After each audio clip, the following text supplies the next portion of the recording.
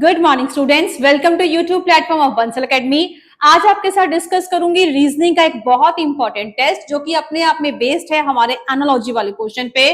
तो स्टार्ट करेंगे स्टूडेंट्स पहले क्वेश्चन के साथ। Federal reserve system is to USA as RBI is to. आप लोगों को पता है कि एनालॉजी के इस क्वेश्चन को सॉल्व कैसे किया जाता है। फर्स्ट पार्ट का रिलेशनशिप ढूंढना पड़ेगा सेकंड के साथ, जो इन दोनों का रिलेशनशिप है वही थर्ड और फोर्थ का रिलेशनशिप होगा। तो इसी पे अगर हम काम करें तो पता चल जाएगा जो यूएसए का एक बैंक है, एक बैंक का नाम है that is federal reserve system, उनके बैंकिंग सिस्टम का नाम है। वैसे ही जो आरबीआई है वो हमारा बैंक है, कहाँ का? इंडिया का। टिक कर लेंगे, India is the right option. Reserve Bank of India तो नाम से ही पता चल जाता है that is branch from India. Tick कर लेंगे, first question A part is the right option. After that चलेंगे हमारे सेकंड क्वेश्चन पे। Joey is to kangaroo as calf is to. अब जॉय है जो यंग वन है कैंगरू का, जिसको बेबी कैंगरू या कैंगरू का बच्चा या बेबी भी बोल सकते हैं। सो बेबी कैंगरू को क्या बोला जाता है? That is Joy. और जो काफ है वो भी अपने आप में बेबी है, लेकिन वो बेबी है किसका? कैटल का। कैटल मतलब एक पूरे के पूरे ग्रुप को बोल दिया जाता है। सो कैटल के बच्चों को क्या बोला जाता है? That is your calf. So young one of cattle is called calf. So cattle is the right answer. Question number 2, option number 2 is the right option. चलेंगे स्टूडेंट्स हमारे नेक्स्ट क्वेश्चन पे। Question number 3 says cock is to pop as coins is to। अब समझने की कोशिश करनी है। Kock जो है, जो उसकी आवाज होगी, कॉर्क आपको समझ में आता होगा, जैसे बॉटल है, बॉटल का जो कॉर्क होगा उस कॉर्क को बोला जाता है। बहुत बार ऐसी बॉटल्स होती हैं, चाहे वो वाइन बॉटल्स की बात कर लो या किसी भी ऐसी लिकर की बात करें, जब उसकी बॉटल को ऐसे कॉर्क जो ऐसा छोटा सा जिसको वुड मटेरियल से बना होता है दैट इज योर कॉर्क। अगर उस कॉर्क की आवाज करेंगे तो पॉप जैसी आवाज है। मतलब अगर कॉर्क से पॉप की आवाज आएगी तो कॉइन से मतलब सिक्कों से किस चीज की आवाज आएगी? द कॉइन की सॉन्ग को बोला जाता है टिंकल। टिक कर लेंगे। ये हमारा साउंड पे बेस्ड क्वेश्चन था। आवाजों को लेके भी बहुत सारे ऐसे सिनेरियोज हैं जिनको माइंड में रखना पड़ेगा। कॉर्क की आवाज को बोला जाता है पॉप, और जो कॉइन्स है वहां से टिंकल टिंकल ऐसी आवाज आएगी। So that is tinkle. Question start करेंगे। Fourth, octopus is to Mollusca as earthworm is to. तो समझ में आएगा ऑक्टोपस जो है वो फैमिली, इस फैमिली से बिलोंग करता है, और जो हमारा अर्थवर्म है that belongs to the family of Annelida. Tick कर लेंगे। Fourth option is the fourth question का fourth option is the right answer. Tick कर लेंगे फोर्थ का फोर्थ। आफ्टर दैट चलेंगे हमारे नेक्स्ट क्वेश्चन पे। Goa is to Panaji as Gujarat is to. समझ में आ जाएगा कि मैम ये कैपिटल की बात कर रहे हैं। गोवा की कैपिटल है पणजी और गुजरात की कैपिटल है दैट इज गांधीनगर। चेक कर लेंगे। Fifth question, third option is the right option. After that which of the following is same as Nepal, Bhutan, Myanmar. ऐसा क्या है जो नेपाल, भूटान और म्यांमार में कॉमन है, और इन चारों में से भी किसी एक में कॉमन होना चाहिए। तो इन तीनों का नाम सुनते ही समझ में आ जाएगा। तीनों कंट्रीज का स्टूडेंट, तीनों का बॉर्डर जो है वो टच करता है इंडिया से। एक ऐसी और कंट्री है जिसका बॉर्डर टच करेगा इंडिया से, that is no other than Pakistan. Tick कर लेंगे। Sixth question, A option is the right option. चलेंगे सेवेंथ क्वेश्चन पे। Which of the following is same as Toyota, Honda और बीएमडब्ल्यू। तीनों ही गाड़ियों के नाम हम लोगों को बता रखे हैं, और जैसे ही हम लोगों ने देखा कि चार ऑप्शंस हैं, और अब इन चार ऑप्शन में भी मैं फोर व्हीलर ढूंढने की कोशिश करूंगी।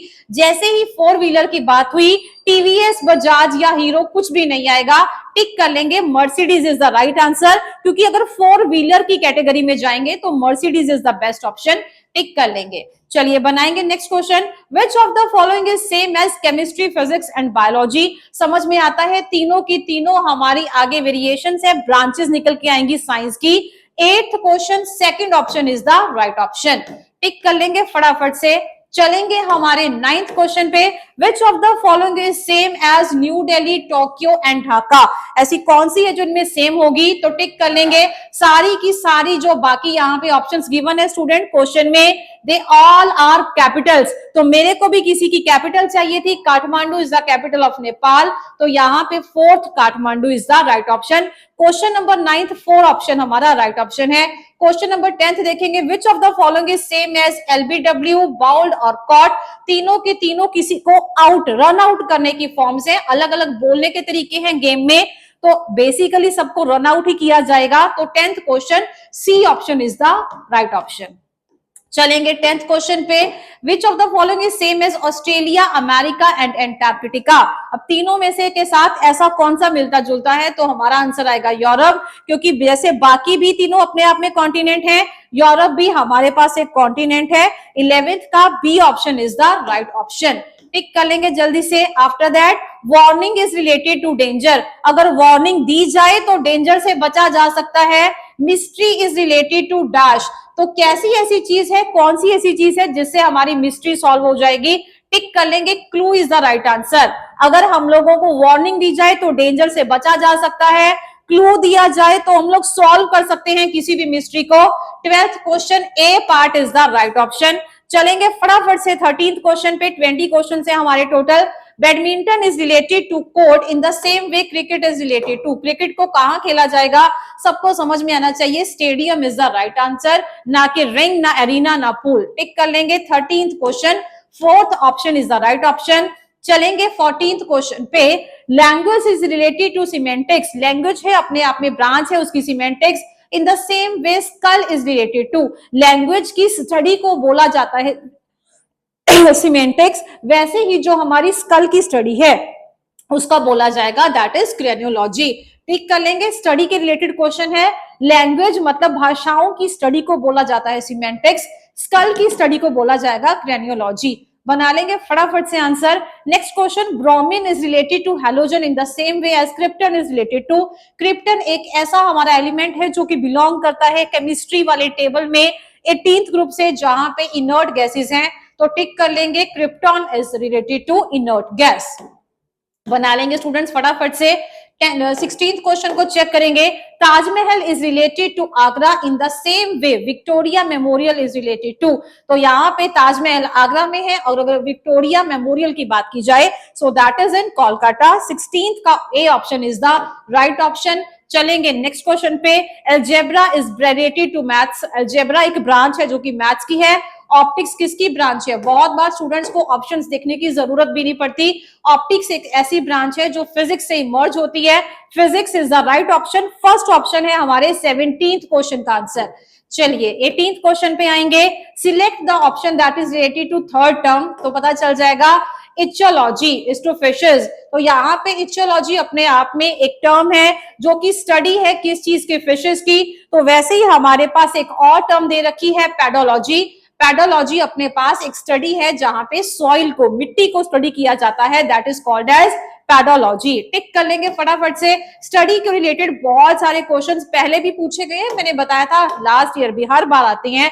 चलेंगे हमारे 19th क्वेश्चन की तरफ। Temperature is related to degree, time is related to second. Very easy question 19th का बनाएंगे। आफ्टर दैट हमारा 20th question. Select the option in which the word share the same relationship as that by the given pair of word. Helmet is to head. अगर हेलमेट है तो उसको sir पे पहना जाता है, वैसे ही शू को शू रैक में पहना नहीं जाता, रखा जाता है। शर्ट को हैंगर में पहना रखा तो जाता है पर बॉडी पे पहना जाता है, जबकि ग्लव्स को हाथों में ही पहना जाता है। वाटर का बॉटल नहीं आएगा, पानी को भी पीने का काम करेंगे। ग्लव्स को पहना जाता है हैंड्स में, जैसे कि हेलमेट को पहना जाता है हेड पे। 20th का C option is the right option. तो ये थे स्टूडेंट्स हमारे यूनिट टेस्ट के क्वेश्चंस। होप आप लोगों को ये सेशन बहुत पसंद आए। Thank you.